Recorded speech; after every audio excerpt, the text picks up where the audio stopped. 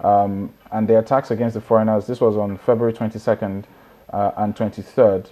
Apparently, this is still going to happen, according to what they're saying, that these attacks are going to happen again on February 22nd and 23rd.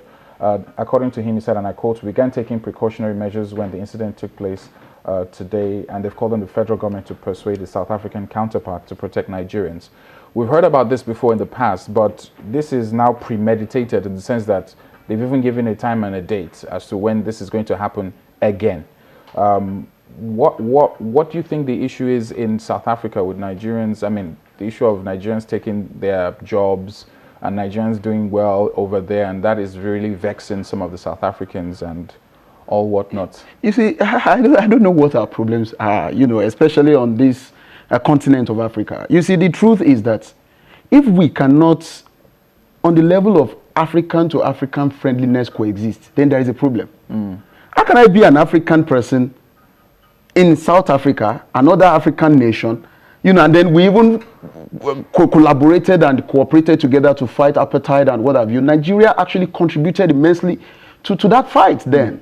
And then, you see, if you come to my country, for example, we have a lot of other nationals coming into Nigeria to do businesses. There are a lot of South African businesses also. In Nigeria, MTN, was DSTV and what have you. A lot of them are in Nigeria. They are doing fine in their businesses, and nobody is harassing or insulting them.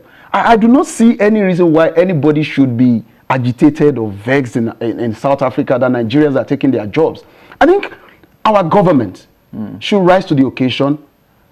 Maybe our president or our leadership, our presidency should talk with the presidency in South Africa, and then they should nip this thing in the bud, because we cannot continue like this. There have been talks in the past. I mean, this is not the first xenophobic attack, but the issue is it seems to be escalating now. Justice, who has been brought to book?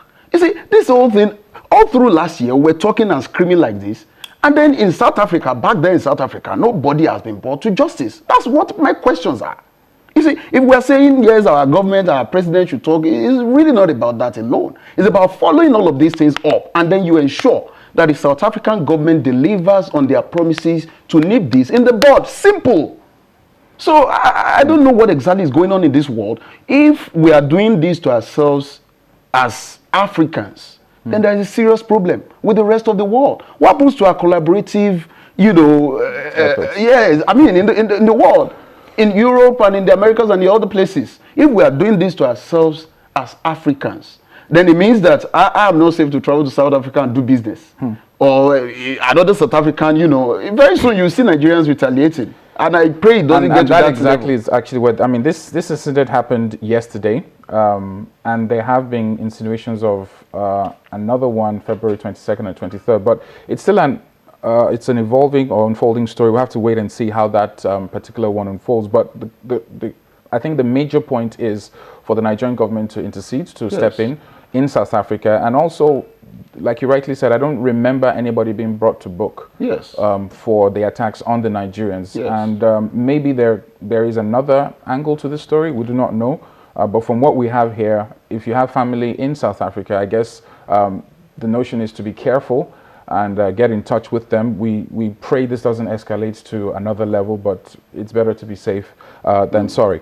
And the issue of yellow buses in Lagos, according to the state government and our governor saying that he's going to introduce 2,000 new buses, hopefully before the end of the year, and phase out the yellow buses. A lot of economic growth is coming into Lagos State. The demand for public transportation and the class of public transportation is in high demand.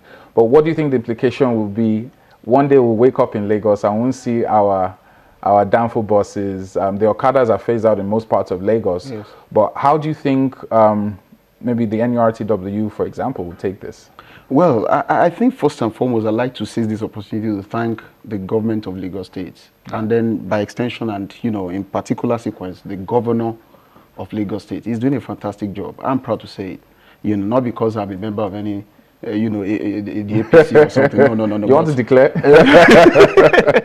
So, now directly to your question, the issue of the Danfo buses. Honestly speaking, if you've been following trends in that department for quite some time, you notice that they are now fast becoming, or should I say, constituting another level of nuisance, since the Okada people were phased out of the entire scenario.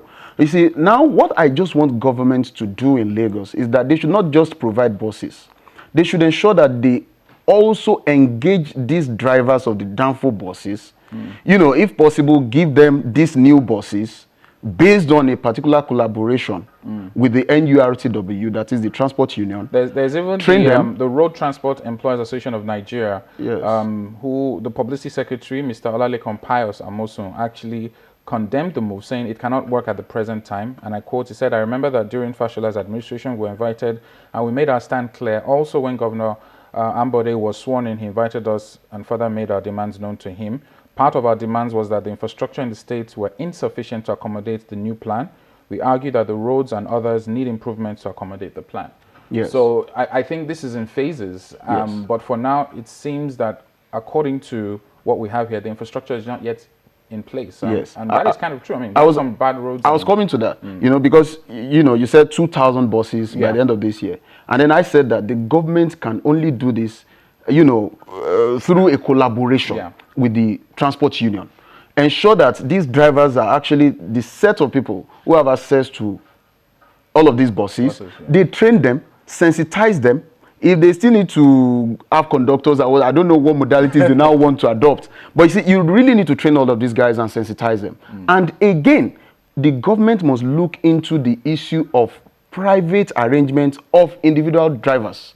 The truth is that you cannot say because you want to bring on a policy now, then you take food from my mouth or from my table or from my home. But what because if you don't give me out of these 2,000 buses as a downfall driver, then it means that I will not have a job again. And so the government must. Going to say, well, exactly. They're still at the round table discussing the modalities. I know they should discuss it well because you cannot send somebody to early grave because you want downfalls to be off the road. Out. Yeah, exactly. So if you want to bring 2,000 buses, what other arrangements are you planning for those people who will not partake in the sharing of the 2,000 that you are bringing by the end of the year? I guess that's a question the governor will have to answer very soon. Wale, thank you very much for being here. It's my pleasure. We'll be back after the break and delving into the story of our president, talking about President Buhari, who is not in the country. He is recovering, but pictures have been flying around. The House of Rep and, of course, the Senate leadership have been to London. Some are like, the picture is not real, it is real.